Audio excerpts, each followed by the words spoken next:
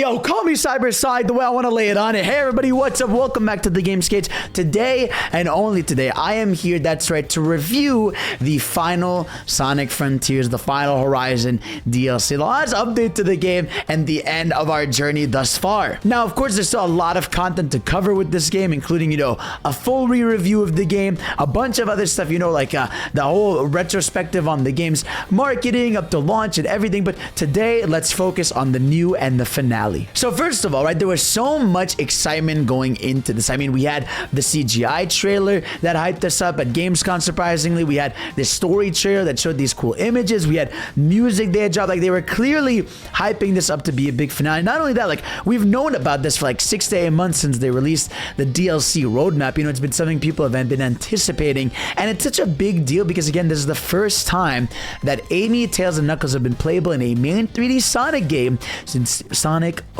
06, which is unbelievable, really, when you think about it. 17 years ago, bro. Oh my god, I was 10 years old. Oh, fuck. So we finally got it, and we got the launch trailer, the day of, and it was so hype. And then we got right into it, as the game does. And actually, to access it, we found out how it works is the game gives you some extra save files, which you don't need to use. They're just extras. But the way it works is basically the main game is intact. You are on Uranus after you've beaten the game. And there's this portal that shows up on Uranus to the left of it that says another story. And basically, this is the game's way of preserving the original story and going somewhere else, to this new story. So you go to this portal, and thus begins the alternate post-Rhea story. So basically, story here is you get to Uranus, and honestly, the story is pretty simple. It basically works like this. Sage tells you, hey, there's actually one way to do this, and that would be for you to actually harness the cyber energy. The gang goes and gets the Chaos Emeralds for Sonic while you go and do these trials and then harness the power of cyber energy. And pretty much, you get some dialogue sprinkled in throughout, but it's pretty much a simple story. The most story you get, honestly, is like the little dialogue exchanges on the island, which is really cool. You should do it. There's a lot of cool lore that pops in through that. You actually find that the origin of the Zap, that it's actually a symbol of religion, basically. A lot of stuff about the islands, how, mention those basic web structures were like satellites. You find out that the Titans look the way they do because, they're based off each different ancient civilizations. Like, it's so cool how much lore they pack in, and they even explain why Big the Cat is there. I'm not gonna spoil it, but I'm gonna spoil it. He's not actually there. Sonic fucking envisioned him digitally because apparently a lot of shit that's on the island is how Sonic perceives you, which is fucking weird. But yeah, for the most part, story is mainly, some dialogue banter of, hey, we'll save the world. You get some cute exchanges. You get a lot of cool personality from Amy, Knuckles, and Tails, but nothing too crazy. You don't get these big cutscenes with the gang. A lot of it is still focused on Sonic. You climb these towers, you get these moments where, with the ancients with Sonic before, they tell you like what they were doing. And obviously we get to the end, and the main notable change story-wise to the end, obviously we have a lot of gameplay changes, is Sage lives. But of course, we'll get to that when we get to the gameplay. So let's talk about New Uranus. You are kicked off, and the journey here is separated into segments, right? You start as Amy, right? You got Amy, Knuckles, Tails playable, and their whole gimmick is that they're going to different parts of the island to find the Chaos Emeralds. But before they get a Chaos Emerald, they typically have to clear a platforming challenge that was designed around that character. Now let's get right into this. First of all, Amy. It's so surreal to play as Amy, but she's fun. She uses a lot of tarot cards as her main movement. She can do this double jump into a float. She can do what's called this weird cool card capture Sakura wheel ability she can unlock. She's got this cool card spin attack. Like, all her moves are basically based on the tarot card. In fact, the Pico Hammer is kind of relegated to parry in terms of the moveset there. But yeah, we start as Amy, and again, her platforming is much more, not action based, but just kind of movement heavy jump based, because you're going up these really high platforms, and it's really fun. And I think she is the most consistent character to play as in terms of all the movement wise. Now, if we talk about Knuckles' movement, oh god. All right, so Knuckles, again, fun to move around as, fun to play as, but god, they fucking butchered his gliding so bad. I'm so used to Sonic Adventure where you would just press the glide button and he glides any direction you want. Like, anywhere you're moving the stick is where he's flying. In this game, the flying is almost like steering, like, not a plane, but like, think of like steering a jet, where like you have slow turns with him instead of it being like full easy turns. So like, I don't know why they did that. It also takes like a second or two two for like, you know, him to get into the most. She has this weird like air buffer. Regardless, they have one little buffer start for a lot of their shit, which a little weird. But movement wise, besides that for Knuckles, I think Knuckles is super fun to climb with. His climbing is super well done. That's super fun. Amy's, you know, movement is fun. And Tails, I think, is the most fun movement wise because you unlock the tornado. So for example, you get the max boost ability with him where he just flies with the tornado anywhere you want as long as you have boost, right? Not just that he has, you know, he could do the cannon with it. And it's like, I can't believe it's the mech variant from SA2, which is such a cool, you know, obviously thing for fans. And even Knuckles, when you max out his boost, he can, instead of gliding downwards, he sort of like goes on forever. And with Amy, again, you get that little car on the ground. Like I said, their movements are good. Knuckles' gliding is not great. But here's my biggest gripe with the character. So first of all, their platforming challenges, a lot of them can kind of be like broken. And what I mean by broke is like with Tails, half the time you can just fly through the challenge you have to do. Amy, I feel like, is the most consistent. A lot of times you have to do her platforming. Knuckles, it's a lot of climbing challenges that I like, but again, you can cheese a lot of them by going to different towers, then landing where you have to land to activate, you know, certain Cocos or certain things to open up the island and then get the Chaos Emerald. But the most disappointing aspect about the gang is the combat. So each of them have their own combat moves. You know, Amy has her tarot card attacks she can do and spins with it. Knuckles also has cool punches. He's got like a big fist attack. He can do these crazy auras. With Tails, very obviously weapon heavy. You could toss like wrenches at people. You could shoot blasters. But the only enemies you can fight on the island are bosses, variant bosses of the main game bosses, and they're not worth it because they are these new game plus versions of the bosses, basically. Not new game plus, but like they're extreme difficulty versions of the bosses, and they're awful. Like they are 10 times faster. Their attacks kill you so much quicker, and even like I know you have to level up each of the characters through the island, which it's pretty easy to do. You can find hearts pretty easily throughout. You can find, you know, Coco's pretty easy. You can level up the gang pretty easily throughout the island, but the combat is not worth it because one, there's not one single time where you are required to fight a single enemy with the gang, right? And two, there's no like simple enemies to just kill on the ground. There might be maybe some buzzy, you know, beetles or whatever on some of the platforming challenges, but there aren't like just fun little enemies like from the base game that you can just fight and feel satisfying killing with the gang. Because like I said, the only enemies are the bosses, and the bosses have like 1 trillion HP this time around, and they kill you like so quickly.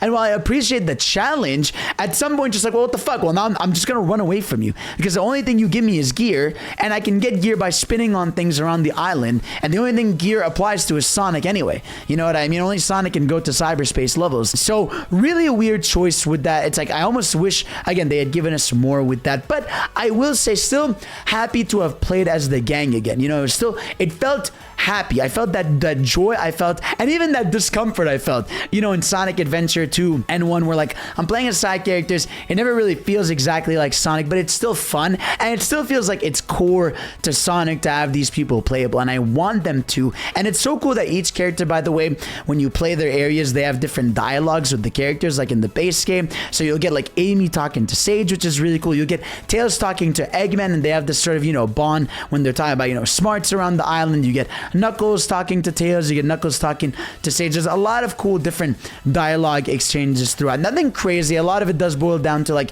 oh, I hope you're doing well. Yeah, let's take this down. But some of that, again, like I said, gets into cool lore bits about the island, about Chaos Island, about, you know, how even Eggman got to the island. You find out why the mechs from like forces are on Chaos Island. A lot of cool lore bits in there that I really appreciate. Now let's talk about Sonic though, because obviously Sonic's still a big part of this and a big star of the show, and he has the most, you know, unique things to do. So Sonic's whole thing is he has new cyberspace levels, and also he has these towers he has to climb, 5 actually, and that's sort of the big challenge, sort of how Rhea had those. But this time these towers are hell on earth. Like though, like I don't know what Kishimoto was cooking, but he was pissed, I guess, making this game and wanted to nuke everybody's souls, because these are some of the hardest challenges in Sonic history. I'm talking about, you know, explosives that are on platforms you have to jump through, grind rails where you have to jump off the grind rail, you know, do a side loop onto one to get to a higher platform. You're getting, you know, these crazy platforming segments that are asking a lot out of you, but again, challenges you. I had a good time with it, but I do know a lot of people were coming into my chat saying like, dude, I don't know what the fuck to do. You know, I have no clue what the hell I'm supposed to do here. How do I get through this? Like, I don't know, you know, and it was a lot of difficult, you know, challenges for people. And also, apparently if you play it on hard, it's legitimately much harder than playing it on something like easy or normal. You know what I mean? Like, it really is different, but I just like, it's insane to me genuinely just how crazy they went with it. Like, I can't believe they did that shit with Sonic. And then not just that, when you climb up the tower, you have to do this fight challenge, and the fight challenge is difficult, but I found those satisfying. There's one where you have to fight Ninja and she's at like 4 times speed. There's one where you have to fight, you know, those dog enemies that spin around you and they're super fast. There's ones where like you have to, you know, those enemies that like shield up, you have to like side loop them to get rid of the shield, hit them quick, and they're timed. Like, they do really cool challenges, but the hardest challenge in there is one where you have to fight 3 of the base game Titans, and you have to do them in one go, 400 rings. And not just that, if you're playing on hard, your parry is like a frame. I'm not even talking about a second, like a literal frame. Like, you have to tap it right when they hit you, basically, and it is hard as fuck. Like, people were going crazy over how difficult this was. And honestly, Kishimoto must have heard everyone being like, okay, you don't like infinite parry? Well, how about 1 second, you know, 1 frame parry? And obviously it changes depending on what difficulty you play. I chose to make my life hard, but it made me really have to learn these Titan battles. Like I said, is it necessary to make these challenges hella difficult, you know, for people to suffer? I don't know, but it's kind of like almost Eggman Land, where Eggman Land is really difficult, but the satisfaction of getting to the end of it is definitely worth it. But I really did appreciate playing as Sonic's moment. I think he's the most fun. Also, when you go on Uranus, it has even challenges that were on the base game. So, like, you know, like the stuff like jumping the rope, or, you know, moving left and right on those platforms, or hitting those blue balls into those nets. They have all of those, but they're like amped up to like 100. Like, the jump rope like spins crazy fast. That platforming thing moves super quickly. There's even stuff like where you have to run through the island really fast, but like you have to run across all 4 corners of the island. Like, the challenges this time around are so difficult. Like, they obviously designed this in mind with Sonic fans first. You know, I don't think casuals could really ever genuinely beat this. I'm not even exaggerating. You know, some will, but it really is for people that are into the Sonic challenge in there. And for the most part, New Uranus is really cool. A lot of, again, weird thing is like a jank, you know. That's the big thing, is I feel like a lot of characters can skip a lot of the platforming challenges they have to do by, you know, doing a spin into a double jump like with Amy to get to a platform. But I also think that's the joy of Frontiers. Like, you're getting creative with the environment to get to different areas. So I really do appreciate that aspect, right? Also with Sonic, cyberspace, you get to play as these unique variations of cyberspace, and they are some of the best ideas they've had in the series so far. Like, there's one cyberspace level where, you know, Sonic plays like a car, where the more you hold R2, the more he gains speed, right? There's one level where you get these rocket boosts that make you go ultra fast through the level, right? There's levels where you have to chase a Shadow Tails, and the levels have so many different paths to them. There's ones where you're like breaking barrels and trying to get to different areas. There's ones where you're precise platform. Like, they really switched up how the cyberspace levels played, and I give them so many props for that, genuinely. Like, I am so happy with how Sonic Team handled that, and I wish more of the base game had that. Like, that's what I love about this DLC, is so much of whatever they did in Uranus was like, oh my god, if the entire base game was like this, obviously jank aside, a lot of difficulty aside, like, this is what they would have wanted, you know, like challenge, variety, the gang playable, you know, cool shit to do, so much variety. Like, they fucking cooked, and I feel like this is what's gonna happen next game. Like, this almost reminds me of like 3D World to Bowser's Fury, where like Bowser's Fury is sort of like, oh shit, okay, like this is to me a template of what you're doing next. And like, this expansion is almost like the template of what Frontiers' sequel is going to be, you know, where it's like the idea of these islands, but they're more arcadey, they're more fun, there's more to do, but again, they challenge you. But I wish they would have fixed the poppin', man. The poppin' is still so bad, dude. Like, it's so awful. Like, I hate it. Like, you will get right next to a platform before you see it, and it's really bad, dude. Like, I cannot stress how like not good the poppin' is and how much of an issue it is. And I'm okay with this game because we've dealt with it for a while, but I think especially in this DLC, because like you're jetting through you, you know, with Tails, and you're going really fast with Knuckles and the gang. Like, the popping just is way worse, especially because there's a lot more going on the island. But it's really bad, and I really do hope next game there's no excuse. They gotta have that shit locked. You know, I hope it's on next gen hardware at that point. That's it. But we obviously have to talk here about the redeemed ending, the true end, which is what we were all here for. The base game, very disappointing finale, but this game, oh my god, dude. Oh my god, you get to the end, and let me tell you, you fight Supreme, and the game baits you, right? You fight the OG style of Supreme. You beat him in, like, you know, a couple easy. It's like, whatever, bro. I'm max level with Sonic. This shit's easy. What are you doing, bro? And then the end pulls up to the planet, right? He's like, you know what? I'm gonna use Supreme as my vessel.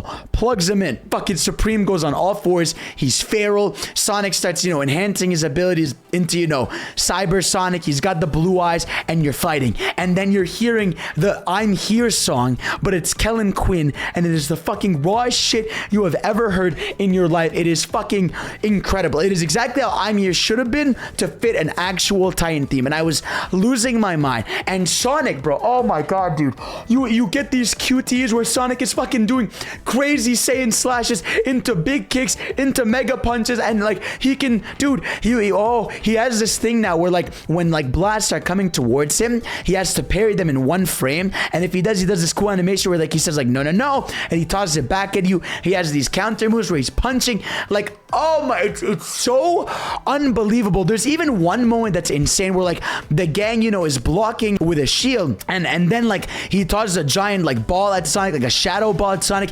Sonic's trying to push it back. It pushes him. He loses the form. He turns back into the form because he's like, I'm not done here yet. And then you get to the fucking end, and first of all, the fight is raw. It's challenging. The music is going crazy, and I think the best part is the end, where we fucking see Sonic go into the cannon, harness the full power of Cyber, and Sonic is in Cyber Sonic form. He is completely black and blue, digitized. He is freaking out. He's spazzing out legitimately. He gets fucking launched out of this cannon after talking mad shit. We see Sonic with fangs and spirally eyes, dude, which is fucking insane. He goes through the end, and he goes to Supreme, and it looks fucking phenomenal. It's so sick. It's the coolest thing ever till you get the shot of Sonic, like, you know, just in space, wandering, kind of dead looking with battle damage on, and it's the rawest thing ever. That is by far the best, and I mean the best ending to a Sonic game by far. I was so happy they cooked, and I think it's cemented as my favorite Sonic game. And I think the reason why I really believe that is I think this game in a lot of ways reminds me of something like, you know, Sonic Adventure 2 or Sonic Unleashed, where they have a lot of flaws. You know, and like Sonic Unleashed, I don't like the werehog. You know, Sonic Adventure 2, some of the side levels with the gang can be frustrating. This game has those frustrating elements with some of the jank platformings and levels and stuff like that, but my god, the difference is the highs of this game are the highest in the series by a million miles. From the Super Sonic fights to, you know, playing as the gang again, to the combat and everything. It's like everything is so much better, and I will never forget that ending as long as I live. I literally, like, felt my heart swell, and up to the end when, you know, you see Sage lives in this outcome, and the credits theme is I'm With You, which was the end's old theme, now with a vocal, and it's unbelievable, man. I could not fucking believe it. I was so happy. In conclusion, I think this update definitely could have used a month or two in the can more. You know, I feel like it needed a bit more polish, you know, whether it was adding some more enemies on the island that the gang could actually fight as, whether it was fixing some of the popping, whether it was adding, you know, a few things to make some of the platforming less infuriating. But I do think for the most part, it was a satisfying final challenge. It was brutal, and the ending was perfect, and they killed it. I was so happy, and I cannot wait for the future of this series. So guys, let me know what you thought about the end of Sonic Frontiers, the final rise. Let me know what you all thought about it. Of course, I'm going to re-review the entire game and everything, but of course, guys, I love you. Thank y'all for watching. Peace out.